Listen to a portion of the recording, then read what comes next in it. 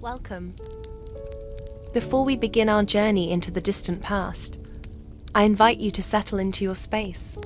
Adjust your blankets, feel the weight of your body pressing into the mattress, and take a slow, deep breath. The world outside is fast, loud, and demanding. But here, in this moment, we are stepping away from the rush of the modern age. We are moving toward a time where the sun and seasons dictated the pace of life. Tonight, we travel back nearly 900 years to a small village in the heart of the 12th century.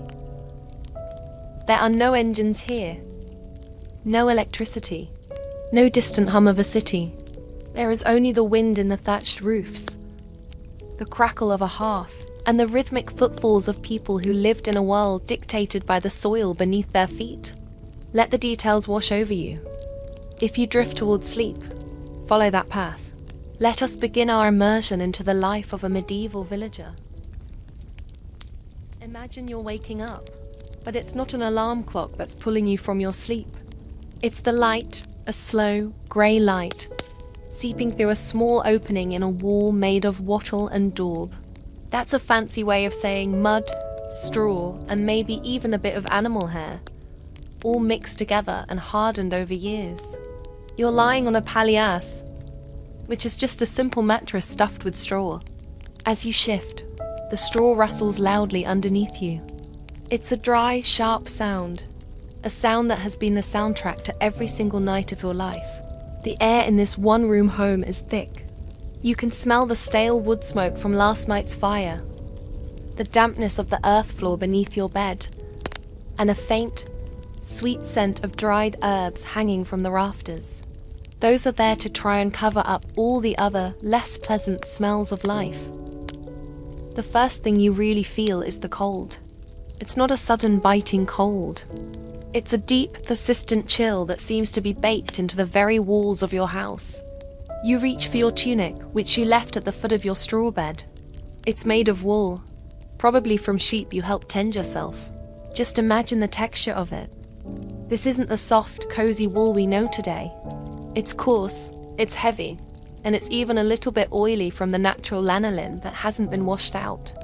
As you pull it over your head, the fabric immediately starts to itch against your skin. It's a constant, prickling reminder that it's there, and there's no getting away from it. This itch is just a part of your skin, a part of your day, a part of your life. You sit up on the edge of the bed and pull on your hose and think of them as long wool stockings. Then you reach for your shoes. These aren't like modern shoes at all. They're made from a single piece of turned leather. There's no arch support, no cushioned soles, nothing like that. The leather is so thin you can feel every lump and bump in the dirt floor right through it. You lace them up with a leather thong, a simple, repetitive motion you've probably done thousands of times without even thinking. Now you move towards the hearth, which is right in the center of the room. The fire from last night has burned down to just a few white embers. You kneel down and you can feel the pressure of the hard, cold earth against your knees, and you start the slow process of bringing the fire back to life. You have a small iron striker light, and you hit it against a piece of flint. Click. Click. The sound is sharp and loud in the quiet of the morning. Finally, a spark catches on a piece of charred linen tinder you've prepared.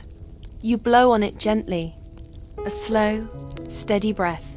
You watch as the glow spreads, like a tiny orange eye opening in the grey morning. You carefully add some small twigs, and then a bigger log of oak. Smoke begins to rise, swirling up towards the hole in the thatched roof above you. It stings your eyes a little, but it's a familiar sting. A stinging warmth you've known since the day you were born. With the fire going, it's time to step outside. The door creaks on its leather hinges as you push it open. The moment you step over the threshold, your feet sink into the mud of the village lane. This is the dominant texture of your world, mud.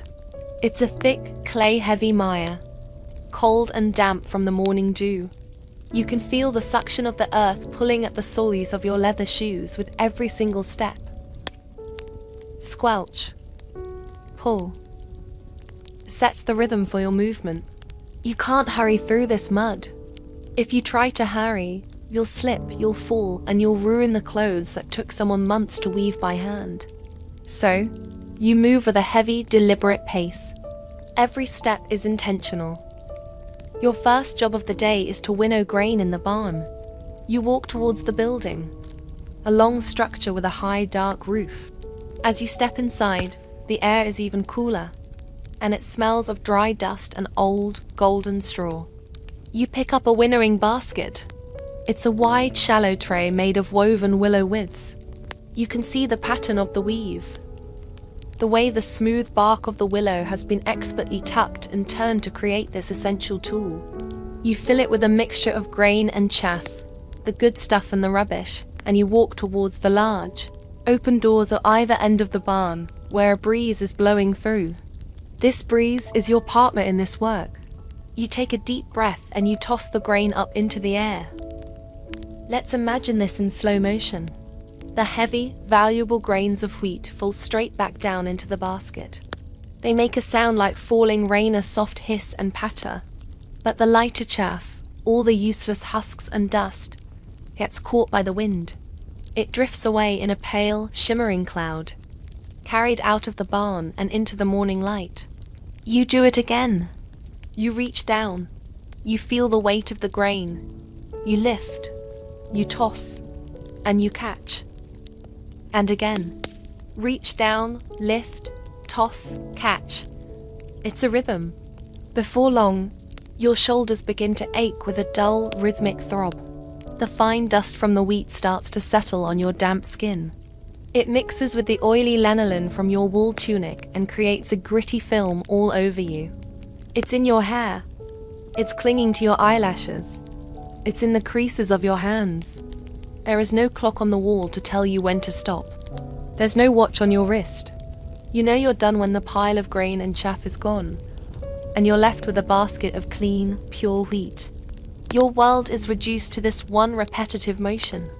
The sound of the wind whistling through the barn, the hiss of the grain as it falls, the constant, low-level itch of the wool against your skin, and the steady, slow ache building in your muscles. This is the weight of the 12th century. It's a life that isn't measured in minutes or hours, but in handfuls of wheat, and in the slow, patient drying of mud on a leather shoe.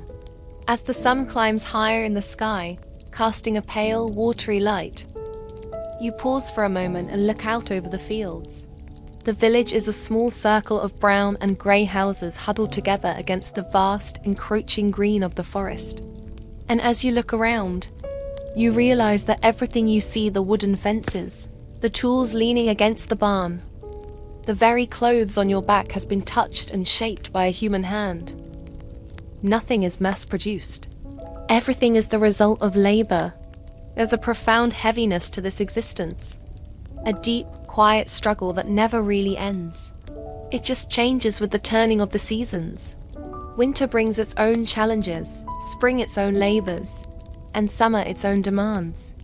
And as your morning's work comes to an end, you can feel the exhaustion settling deep into your bones. It's not a sharp, unpleasant pain. It's a heavy, almost comfortable weariness that makes your limbs feel like lead. You've earned this feeling. The barn is quiet now. The grain is processed, ready to be ground into flour. The itch of the wool has faded into the background. Just a familiar hum in your consciousness. This is a snapshot of a single morning, a glimpse into a life of constant physical effort, a life intimately connected to the earth, the seasons, and the simple, heavy reality of survival. We've left the dust of the winnowing barn behind, and the physical weight of the grain is replaced by a different kind of burden. It's an invisible weight, but it's just as heavy. This is the weight of law, of obligation, and of the constant, meticulous counting of things. When we think of the medieval era, we often imagine chaos or lawlessness. But for a villager in the 12th century, life is governed by a complex and often tedious web of bureaucracy. Imagine walking away from your small cottage. not towards a feast, but toward the manor house. You're going because it's the day of the manorial court. Every few weeks, the rhythmic life of the village pauses so that the steward, the Lord's representative, can settle disputes and collect what is owed. The room where the court is held is long and drafty. The floor is covered in fresh rushes, which crunch softly under your feet, releasing a faint, green scent of dried river grass. At the far end of the room sits the steward. Before him is a heavy desk of dark oak, and on that desk is a roll of parchment. Now, let's consider this parchment for a moment. It isn't like the paper, you know. It's sheepskin, scraped and stretched until it's thin and translucent. If you were to touch it, it would feel smooth, slightly oily, and stiff. The steward holds a quill, carved from the wing feather of a goose. You can hear the rhythmic, repetitive scratching of its nib against the skin scritch, scritch, scritch. It's a slow sound. Each word must be formed with care. The ink itself is made from oak galls and iron salts, a deep brownish black that bites into the parchment, ensuring that the record of your life will outlast your house, your fields, and maybe even your name. Beside the steward stands the reeve. The reeve is one of your own, a fellow villager chosen to act as the go-between for the lord and the peasants. In his hand, he carries a collection of tally sticks. These are long, square-edged pieces of hazel or willow wood. This is the village's ledger, a physical record of debt and payment. Observe one of these tally sticks. When you pay your taxes or complete your required days of labor on the Lord's land, the reeve takes a knife and cuts a notch into the wood. A deep notch for a large amount, a shallow scratch for a small one. Then, he splits the stick right down the middle. The Lord keeps one half, and you, the villager, keep the other. They are a perfect physical match. If you were to run your thumb over the wood, you would feel the history of your debt, the sharp, rough edges of the cuts, the smoothness of the bark where it's been handled. It is a slow, tactile form of accounting that requires no literacy, only the honest grain of the wood. The court proceeds with a low, droning hum of voices. This is the boring reality of medieval law.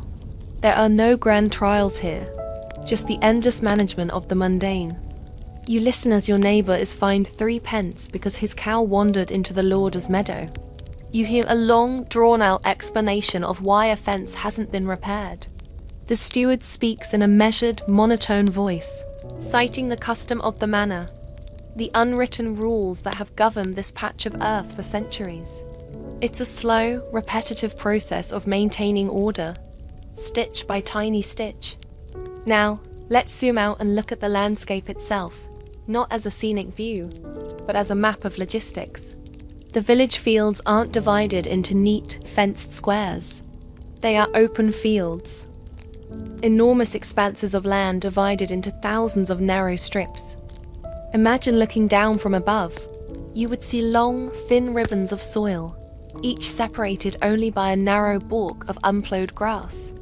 There's a deep logistical reason for this. A medieval plough is a massive, heavy machine pulled by a team of 8 oxen. It is incredibly difficult to turn. Therefore, the fields are ploughed in long, straight lines to minimize the number of times the oxen have to be swung around. As a villager, you might own 30 of these strips, but they're scattered all across the parish. One is near the stream, another is on the windy ridge, a third is in the heavy clay by the woods. Think of the time spent simply walking. Every morning, you must decide which strip requires your attention. You carry your tools on your shoulder, the heavy iron-tipped spade, the wooden rake. The logistics of your day are a constant calculation of distance and energy. You walk the narrow balks, the grass wet against your hosen, moving from one tiny sliver of earth to the next. It's a fragmented, slow-motion existence defined by constant movement between scattered plots of land. And then, there is the tithe. Beyond the Lord's manor stands the tithe barn. It's like a cathedral of agriculture, massive, timber-framed, and cool inside. Every year, 1/10 of everything you produce must be carried here and given to the church. Imagine the procession. You bring every 10th sheaf of wheat, every 10th basket of wool, even every 10th piglet. Let's step inside this tithe barn in our minds. The air is still and heavy with the scent of accumulated wealth. It smells of dry straw and dust. You see piles of grain reaching toward the rafters. Light filters through high slits in the stone walls, illuminating the dancing dust motes in the air. There is a profound silence here. The silence of a warehouse waiting for winter. The church officials move through the space with their own parchment rolls, their own quills, and their own endless, silent counting. Even the mill, where you must grind your grain, is part of this bureaucratic web. You are forbidden by law to own your own hand mill. You have to use the Lord's watermill. You wait in line, listening to the sound of the massive wooden gears groaning and creaking thump creak as the water of the stream turns the wheel. And you pay them multure, a portion of your flour taken as a fee. You watch the fine, white powder settle into the sacks, a slow, snowy accumulation that represents months of hard work. Life in the village isn't just about the strength of your back. It's about the patience of your mind. It's about navigating the notches on a stick, the scratching of a quill, the scattering of strips in a field, and the long wait at the mill. It's a world of tiny increments where every grain is counted, every debt is notched, and every person is bound by 1,000 invisible threads of obligation to the land and to each other. As the court session finally ends, the steward rolls up his parchment. You feel a quiet satisfaction, knowing another obligation has been met. The bureaucracy has been fed for another month.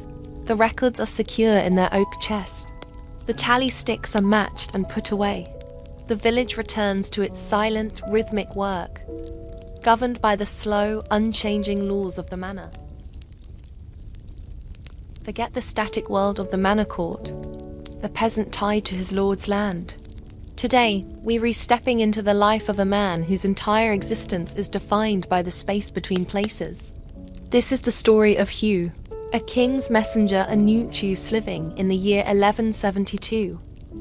While the villager is bound to a single square mile of earth, Hugh belongs to the road. But his life isn't one of heroic gallops and triumphant trumpet blasts. It's a life of rhythmic, solitary walking, measured in thousands of identical footfalls across the damp face of medieval England.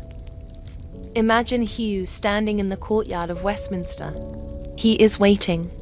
This is the first and most frequent task of a messenger. The simple, often tedious, act of waiting. He leans against a cold stone buttress, feeling the rough texture of the masonry through his heavy woolen cloak. The air is thick with mist, carrying the scent of the River Thames, a mix of salt, mud, and rotting reeds. He watches the clerks inside the chancery, their candles flickering like distant stars. He can hear the muffled murmur of their voices as they finalize the king's business. Finally, a clerk emerges from the shadows.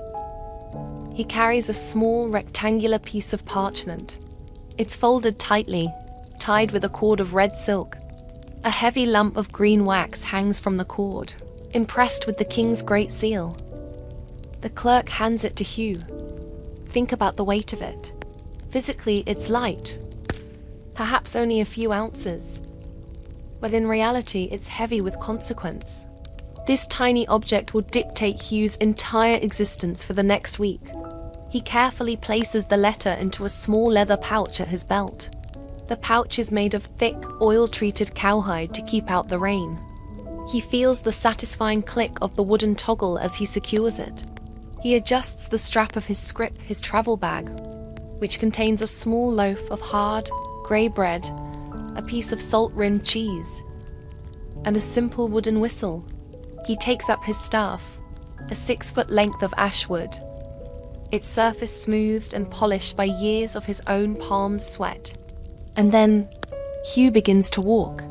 He leaves London not through a grand ceremonial gate, but through the slow, muddy sprawl of the suburbs. The rhythm of his journey begins here. Step. Plant the staff. Step. Plant the staff. He moves at a steady 4-mile-an-hour pace. This is the messenger's gait, a walk that is neither a leisurely stroll nor a desperate run, but a mechanical, energy-saving stride that can be maintained for 10 hours at a time. It's a human machine, built for endurance. As he moves onto the old Roman road heading north, the ancient Ermine Street, the clamour of the city finally fades behind him. Now, the soundscape of his life is reduced to the wind whispering through the hedgerows and the steady, hypnotic thud-clack of his feet and staff on the packed earth. Picture the road. This is not a paved highway.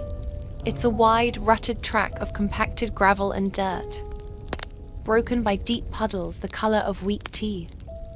Hugh doesn't walk in a straight line. He weaves a slow, deliberate path around the mud, his eyes constantly scanning, choosing the firmest ground. He knows the secret language of the road. He knows that a certain shade of dark green grass can mean a hidden bog, and that a patch of pale, dry stones promises a safe place to rest his weary legs. The hours pass with an agonizing yet peaceful slowness. Hugh's mind doesn't race with the king's secrets or the intrigues of the court. Instead, it dwells on the immediate and the mundane. He thinks about the growing tension in his left calf. He notices the way the pale sunlight is catching the yellowing leaves of the elm trees. To pass the time, he counts his steps, 100, 500, 1,000, a rosary of motion. By midday, the morning mist has thickened into a fine, persistent drizzle. This is the messenger's constant companion. He pulls his hood forward over his face. The wool of his cloak, once dry and almost airy, becomes heavy as it absorbs the moisture. He can smell the wet sheep scent of the fabric clinging to him. Water begins to drip from the tip of his nose, a rhythmic, cooling sensation. He doesn't bother to wipe it away. He simply incorporates it into the rhythm of the walk, another beat in the metronome of his journey. He stops for a moment by a stone waymarker, an old Roman pillar half swallowed by ivy.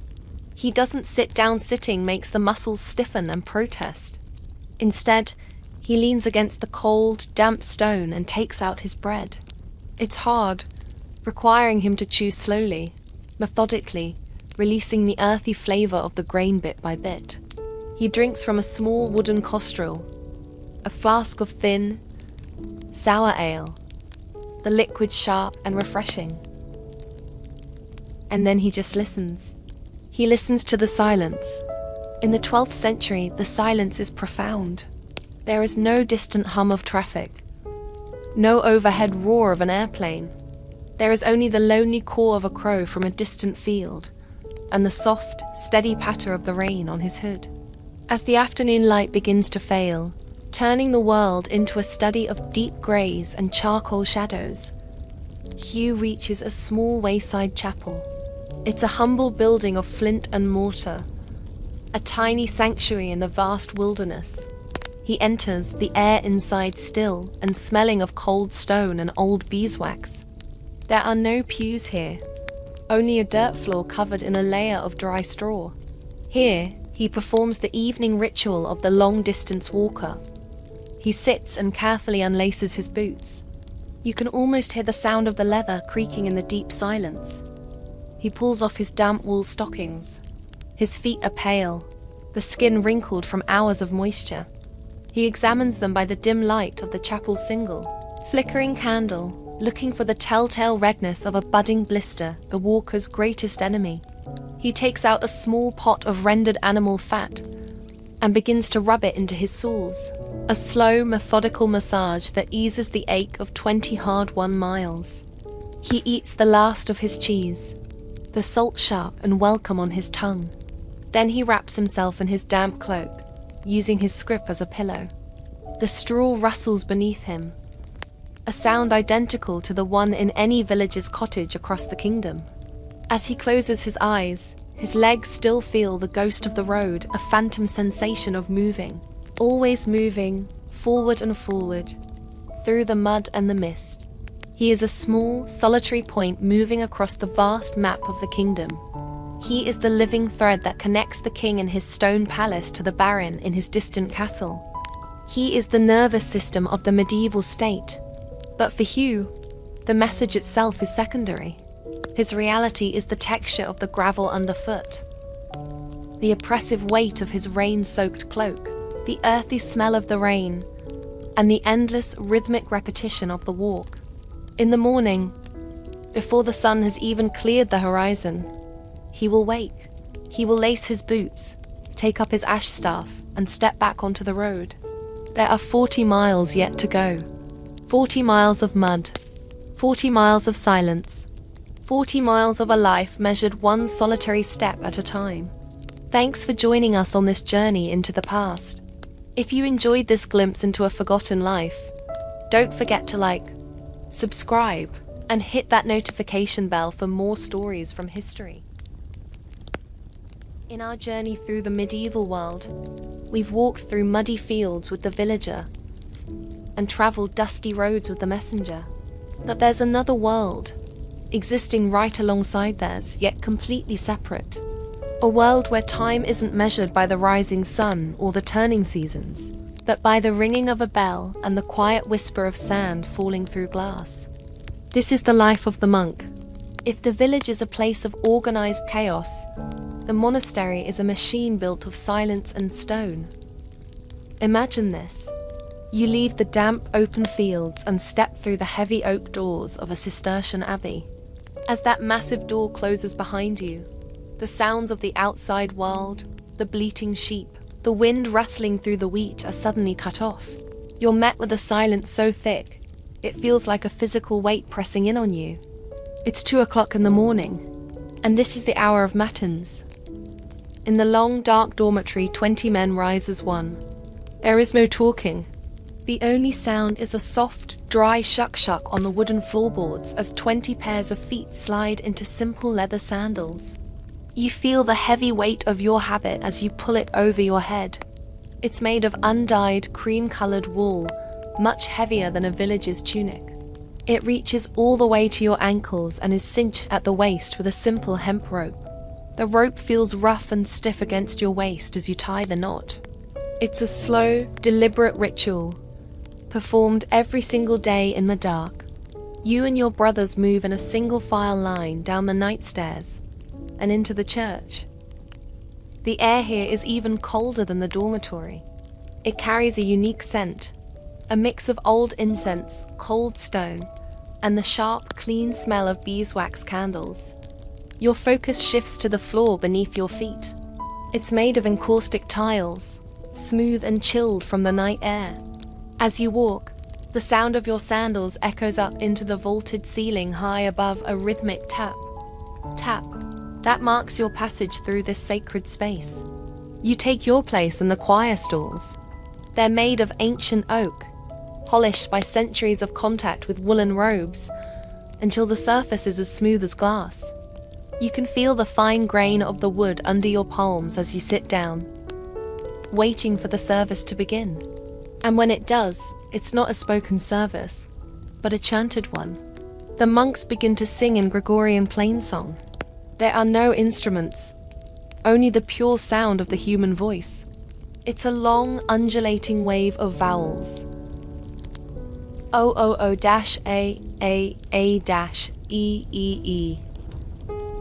It moves slowly, with no discernible tempo or beat, just the natural rhythm of human breath. Imagine that sound rising like smoke, filling the dark corners of the rafters, swirling around the stone pillars. You don't even need to understand the Latin words to feel the vibration of the chant deep in your chest. It's a slow, steady pulse that tethers you to the pre-dawn darkness, a shared experience that binds you to the men on either side of you. When the service finally ends, you move to the cloister, the very heart of the monastery. It's a square, open-air walkway that surrounds a central garden, a little patch of green and order in a world of stone. Notice the architecture here. It's a series of stone arches, one after another, creating a repeating, mesmerizing pattern of light and shadow. Here, you begin what's known as a walking meditation. With your hands tucked into your sleeves, you walk the perimeter of the square. This is a life of extreme, almost boring order. You know exactly how many steps it takes to get from one corner to the next. You know the exact shape of the gargoyle that sits above the well, in the center of the garden. Every detail is familiar, etched into your memory by endless repetition. While you are lost in meditative walking, someone else is managing the logistics of this entire operation.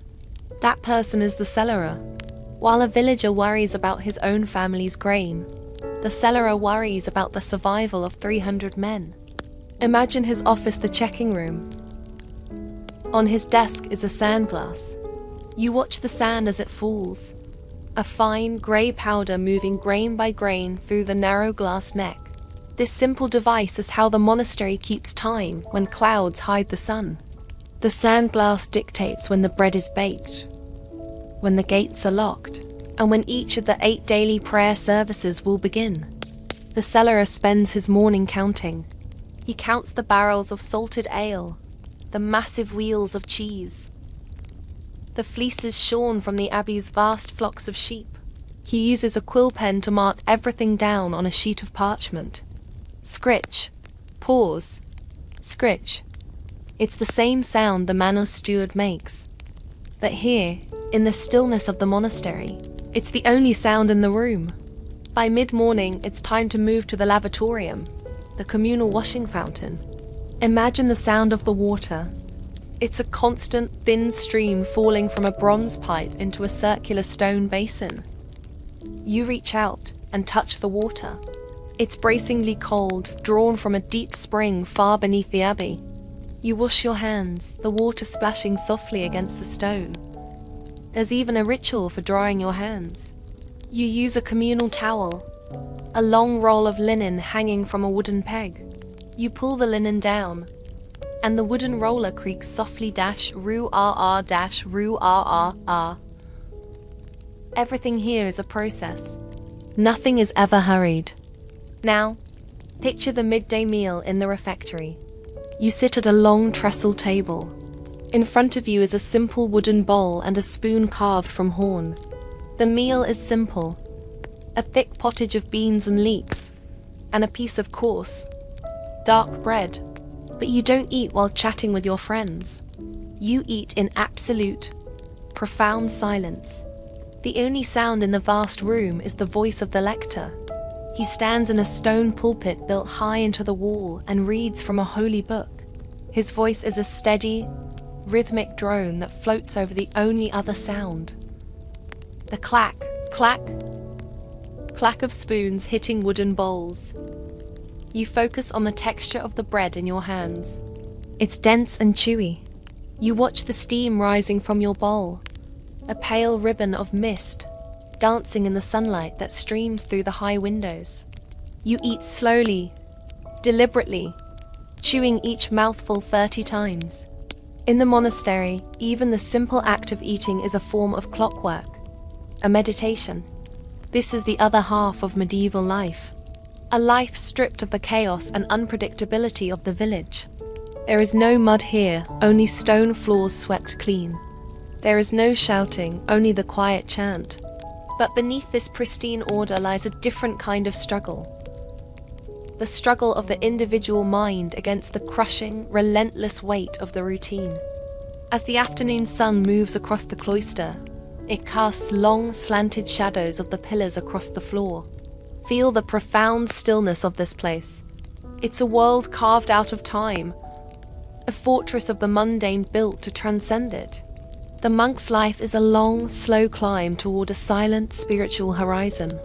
And when the great bell rings for Vespers, the evening service, the cycle begins all over again. The sandals on the stone, the wool against the skin, the sand in the glass. The world outside may change with wars, plagues, and harvests. But here, within these walls, the rhythm remains as steady and constant as the falling water in the fountain. while the villager's life is governed by the mud and the messenger's by the road. Another world exists right alongside theirs. It's a world where time isn't measured by the sun or the seasons, but by the ringing of a bell and the ticking of a sandglass. This is the life of the monk. If the village is a place of organized chaos, the monastery is a machine of silence and stone.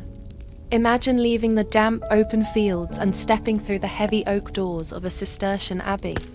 As the door closes behind you, the sounds of the world, the bleating of sheep, the wind in the wheat are abruptly cut off. You are greeted by a silence so thick it feels like a physical weight. It is 2 o'clock in the morning. This is the hour of matins. In the dormitory, 20 men rise in perfect unison. There is no talking. Imagine the sound of 20 pairs of feet sliding into leather sandals. A soft, dry shuck-shuck on the wooden floorboards. You feel the weight of your habit as you pull it on. It is made of undyed, cream-colored wool. It's even heavier than the villager's tunic, reaching all the way down to your ankles, cinched with a simple hemp rope. The rope feels rough and stiff against your waist as you tie the knot a slow, tactile ritual you perform every single day in the dark. You move in a single file line down the night stairs and into the church. The air in here is colder than the dormitory. It smells of old incense, cold stone, and the sharp, clean scent of beeswax candles. Focus on the floor beneath your feet. It is made of encaustic tiles, smooth and chilled from the night air. As you walk, the sound of your sandals echoes up into the vaulted ceiling. A rhythmic tap, tap. That marks the passage of your body through this sacred space. You take your place in the wooden choir stalls. The wood is oak, polished by centuries of contact with woolen robes until it is as smooth as glass. You feel the grain of the wood under your palms as you sit down. The service begins. But it's not a spoken service. It's a chanted one. The monks sing in Gregorian plainsong. There are no instruments, only the human voice. The sound is a long, undulating wave of vowels. It moves slowly. There is no tempo, no beat, only the rhythm of human breath. As you listen, imagine the sound rising like smoke, filling the dark corners of the rafters. You don't need to understand the Latin words. Just feel the vibration of the chant in your chest. It is a slow, steady pulse that tethers you to the darkness. When the service ends, you move to the cloister, the heart of the monastery. This is a square, open-air walkway surrounding a central garden. Notice the architecture of the cloister. It is a series of stone arches, one after another, creating a repetitive pattern of light and shadow. You begin the walking meditation. You walk the perimeter of the square, your hands tucked into your sleeves. This is a life of extreme, almost boring order. You know exactly how many steps it takes to reach the corner. You know the exact shape of the gargoyle that sits above the well. The logistics of the monastery are managed by the cellarer. While the villager worries about his own grain, the cellarer worries about the survival of 300 men. Imagine his office the checking room. On his desk is a sand glass. Watch the sand as it falls. It is a fine, grey powder, moving grain by grain through the narrow glass neck. This is how the monastery keeps time when the sun is hidden by clouds. The sand glass dictates when the bread is baked, when the gates are locked, and when the prayers begin. The cellarer spends his morning counting. He counts the barrels of salted ale. He counts the wheels of cheese. He counts the fleeces shorn from the abbey's vast flocks of sheep. He uses a quill to mark his parchment. Scritch. Pause. Scritch. Sound is the same as the stewards at the manor, but here it is the only sound in the room. By mid-morning, you move to the lavatorium, the communal washing fountain. Imagine the sound of the water. It is a constant, thin stream falling from a bronze pipe into a circular stone basin. You reach out and touch the water. It is bracingly cold, drawn from a deep spring beneath the abbey.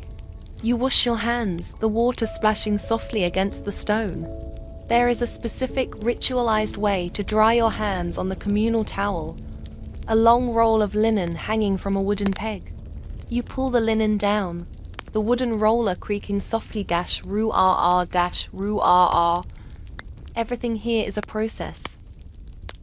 Nothing is hurried. Now, imagine the midday meal in the refectory. You sit at a long trestle table. Before you is a wooden bowl and a horn spoon. The meal is simple. A thick pottage of beans and leeks and a piece of coarse, dark bread. But you do not eat in social conversation. You eat in absolute silence. The only sound in the room is the voice of the lector. He stands in a stone pulpit high on the wall and reads from a holy book. His voice is a steady, rhythmic drone that floats over the sound of spoons hitting wooden bowls, clack, clack. You focus on the texture of the bread. It is dense and chewy. You focus on the steam rising from your bowl, a pale ribbon of mist in the sunlight. You eat slowly, chewing each mouthful 30 times. In the monastery, even the act of eating is a form of clockwork. This is the other half of medieval life. It is a life stripped of the unpredictability of the village. There is no mud here, only swept stone. There is no shouting, only the chant. But beneath the order is a different kind of struggle. The struggle of the mind against the crushing weight of the routine. As the afternoon sun moves across the cloister, casting long, slanted shadows of the pillars across the floor, feel the profound stillness of the place. It is a world carved out of time, a fortress of the mundane. The monk's life is a long, slow climb toward a silent horizon. When the bell rings for vespers, the cycle begins again. The sandals on the stone, the wool against the skin, the sand in the glass. The world outside may change, but here, within the walls, the rhythm remains as steady as the falling water in the fountain. As the final ring of the blacksmith's hammer fades into the cool evening air, we return to where our journey began. The edge of the village, where the cultivated land meets the ancient, untamed forest. The sun is now a heavy, orange disk, hanging low over the horizon. The light has changed from the harsh clarity of midday to a soft, amber glow that stretches the shadows of the haystacks until they look like long, dark fingers reaching across the earth. This is the hour of the long now. Observe the transition of the sky. It is a slow, panoramic shift from gold to pale violet, then to a deep, bruised indigo. There are no streetlights here, no glow from distant cities. The darkness of the 12th century is absolute, a thick velvet blanket that arrives not as an intruder, but as a long-awaited guest. As you stand at the edge of the village, consider the philosophical weight of what we have witnessed tonight.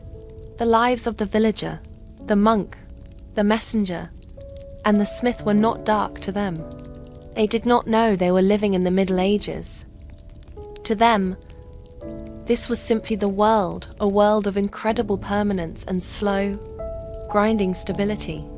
Their legacy is not found in grand monuments or written names, but in the very shape of the land. If you were to look at a map of the countryside today, you would still see the ghosts of their labor. The slight curve of a modern road often follows the boundary of a medieval open field. The stone foundations of a village church have stood while empires rose and fell. Their legacy is the quiet persistence of the mundane. They built the world one handful of grain, one notch on a stick, and one hammer blow at a time. They taught us the rhythm of patience. Now, imagine the village as it prepares for sleep. The sounds of the day are being replaced by the sounds of the night. You hear the distant, muffled lowing of the oxen in their stalls, a deep, resonant sound that vibrates in the evening mist. You hear the rhythmic clack-clack of a wooden shutter being closed and latched. One by one, the pale ribbons of smoke from the cottage hearths begin to thin. This is the time of the couvre-feu, the cover fire. Inside the cottages, the villagers are performing their final task. They are not dousing their fires. They are covering them. Imagine the motion. You take a large ceramic pot with holes in the side, a curfew, and place it over the glowing embers of the hearth. This keeps the coals alive until morning, while preventing a stray spark from catching the thatch. It is a slow, quiet ritual. As the light in the room fades to a deep, warm red, you feel the boundaries of your world shrinking. The walls of the cottage, once small and cramped, now feel like a fortress of safety against the vast, silent night. You lie back down on your palliasse. Listen to the straw rustle beneath you one last time. It is a dry, comforting sound. The itch of the wool tunic is no longer an annoyance. It is a familiar warmth. Your muscles, which have ached with the winnowing of grain and the walking of the muddy lanes, now begin to feel heavy and soft. Look up through the smoke hole in the roof.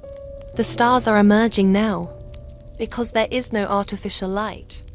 The night sky is crowded with a dizzying number of stars, thousands upon thousands of silver pinpricks in the black. They move with an agonizing slowness, the same slow clockwork that governs the monastery and the manor court. Think of the millions of people who have lain in this same darkness, listening to the same wind in the eaves. Their struggles are over. Their debts are paid. Their tally sticks have long since turned to dust. All that remains is the earth they tended and the silence they left behind. As you drift closer to sleep, feel the contrast between their world and yours. You are safe in your bed, in a room that is warm and dry. The hardships we explored tonight, the cold, the mud, the endless repetition are far away, preserved only in the pages of history and the rhythm of this story. But the peace of the night is the same. The weight of the blankets is the same.